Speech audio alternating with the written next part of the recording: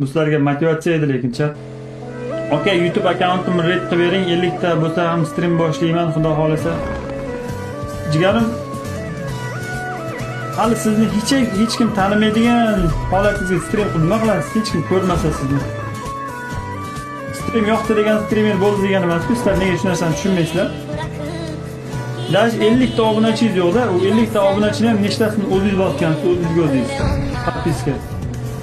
Shu holatingizga stream qilmoqchisiz.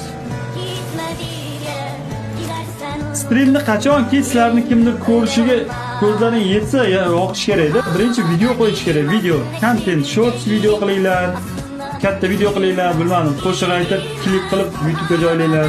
Keyin stream yoqsalaring kimdir ko'radi. Shunchaki 4 ta 5 ta obunachini unga yalinib, bunga yalinib, odam yig'ib keyin stream yoqsam, vashi ko'tarilib ketaman, Aslanboy bo'laman, senator 2 bo'laman deb o'ylasalaring, shunchaki xom xayol ko'rib o'tirgan bo'lasizlar, tush ko'rayotgan bo'lasizlar.